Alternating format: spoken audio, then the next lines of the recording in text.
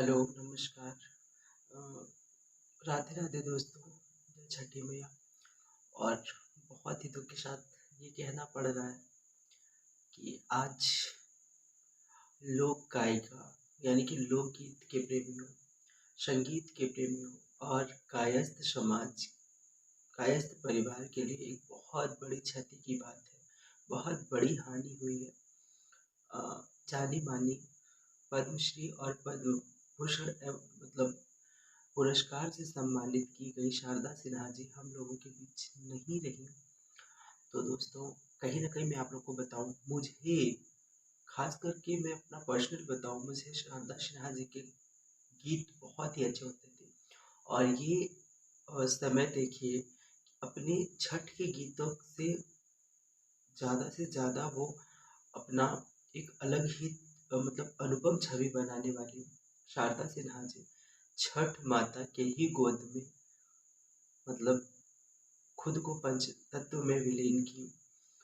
तो इतना दिन से वो दिल्ली एम्स में एडमिट थी, तबीयत नहीं सही थी। हाल ही में कुछ दिन पहले उनके पति डॉक्टर ब्रिज किशोर सिन्हा जी का भी जो है अ, देहांत हुआ था। उसके बाद उन्होंने अपना पोस्ट यूट्यूब पे, इंस्टा पे डाला था एक आध। उसके बाद वो खुद बीमार हुई और एम्स में एडमिट हुई। और छठ के पहले दिन, नहाए खाए के दिन, उन्होंने छठी माँ की गोद में हमेशा के लिए सो गई। जिस तरीके से उन्होंने हमेशा छठ गीत को मतलब का एक तरीके से अगर ये कहें तो बिना उनके गीतों का छठ सुना हुआ करता था। तो आज न कहीं ये लोकगीत प्रेमियों के लिए एक बिहार वालों के लिए, यूपी बिहार वालों के लिए, पूरे देश के लिए मुझे ऐसा लगता है कि बहुत बड़ी क्षति हुई है, बहुत बड़ी हानि हुई। कहते हैं ऐसा हीरा चला गया है, एक ऐसा हीरा खो दिया अ, जो अब दोबारा नहीं मिलने वाली। लेकिन हाँ, उनके गीत हमेशा अमर रहेंगे। वो अपने गीतों के माध्यम से हमेशा अमर रहेंगे, याद की जाएंगी। बहुत कष्ट की बात है, बहुत मतलब भगवान छठी माता उन्हें अपने जिस तरीके से वो आपका गीत बहुत मन से और बहुत लगन से गाई है और बहुत सारे गीत गाई हैं, उसी तरीके से जैसे उन्होंने आपके ही दिन में अपने शरीर का त्याग किया है, तो आप उन्हें उचित से उचित स्थान दीजिएगा। और हाँ, मतलब वो उनकी एज लगभग 70 से 72 साल थी। और इस बीच उनकी तबीयत खराब होने की मतलब कब तबीयत खराब हुई और एम्स में एडमिट हुई और वहीं पे वो अंतिम सांस ली। तो ये बहुत दुखद घटना है हमारे पूरे भारत देश के लिए। सोचिए कि वो अपने लोकगीत गा कर के एक अलग ही अपनी छवि बनाई हुई थी। लेकिन लोकगीत ही नहीं केवल गाई, वो भोजपुरी में और हिंदी फ़िल्म में भी गाना गाई हैं। उन्होंने बहुत सारे उनके गीत हिंदी फ़िल्म में भी गाए हैं। हम साथ साथ हैं में, जैसा कि आप लोग जानते हैं। विदाई के टाइम पे जो गाना है बाबुल जो तुमने सिखाया जो तुमसे है पाया, सजन घर ले चली मैं चली, ये गाना उनका है। मैंने प्यार किया, उसमें उनका गाना था। पग पग लिए जाऊं तुम्हारी बलैया। बहुत ही आज ये सारे गाने उनके आज भी एकदम सुने जाते हैं। और ये उनके गीत हैं अ, लोकगीत में जो आज भी बजता है तो एक नया सा मतलब जैसे एहसास दिलाता है।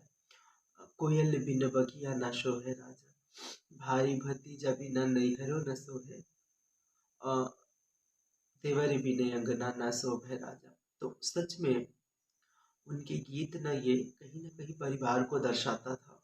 बहुत अच्छा वो चीज़ें कि भाई भतीजा के बिना मायका अधूरा है और देवर जेठ मतलब परिवार के बिना ससुराल अधूरा है।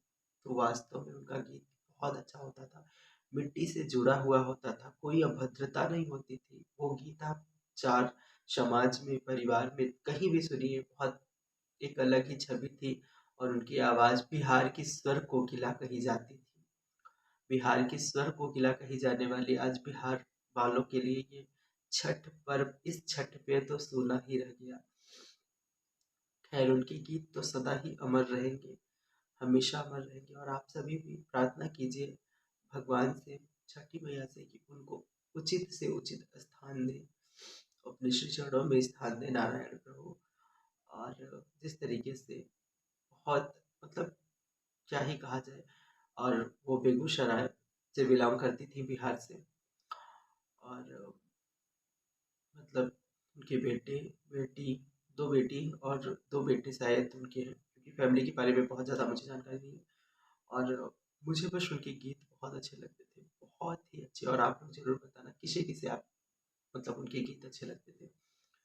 और जैसा कि वो कायस्थ परिवार से थी और हम भी एक कायस्थ परिवार से हैं, तो बहुत ही ये गौरव की बात थी कि उन्होंने अपना एक नारी होकर के घर सँभाल कर, बच्चों को सँभाल कर, और अपना एक अलग अंदाज, एक अलग नाम, अपना लोकगीत गा कर के, हिंदी गीत गा कर के, कि इतना बड़ा सम्मान उनको मिला, पद्मश्री और पद्म भूषण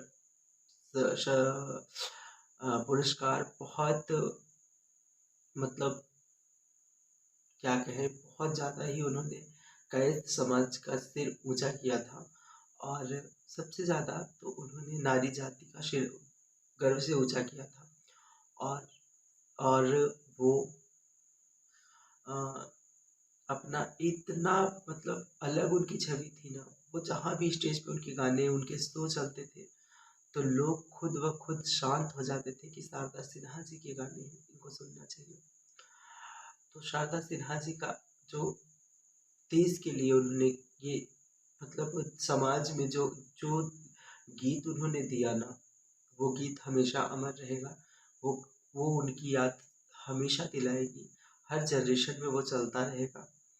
और छठ पर्व पे आज जैसे पहले उनके गीत चलते थे, वैसे अब भी चलेंगे। और हाल ही में उन्होंने एक लास्ट गीत भी जारी कर दिया था अपना, शायद वो हॉस्पिटल में जब थी तभी उनका गीत लॉन्च हुआ छठ का।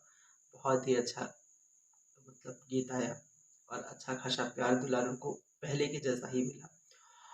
तो बस यही है कि एक मौत, ये एक सत्य, एक परम सत्य है जिससे दुनिया में कोई भी ऐसा नहीं है कि कोई भी वंचित रहेगा।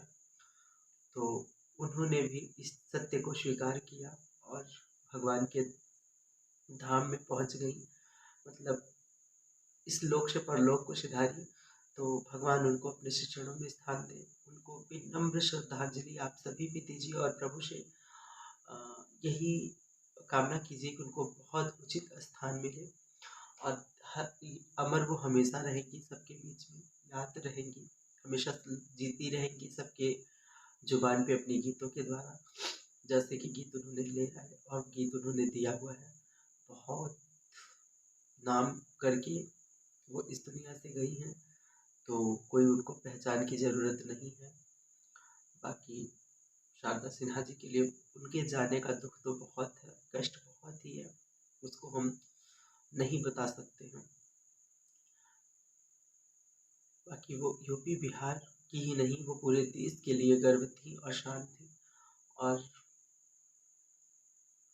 बस यही कहना है। बाकी आप लोग अपना कमेंट में राय दीजिएगा। फिर मिलेंगे, तब तक के लिए बाय बाय, राधे राधे। और शारदा सिन्हा जी के लिए एक प्रार्थना जरूर कीजिएगा फिर से, जैसा कि उनकी बीमारी में लोगों ने प्रार्थना किया, वैसे उनको इस समय भी प्रार्थना कीजिए कि उनका अब इस लोक से परलोक का रास्ता बहुत ज़्यादा आसान हो, कोई कष्ट न हो। जय श्री राम।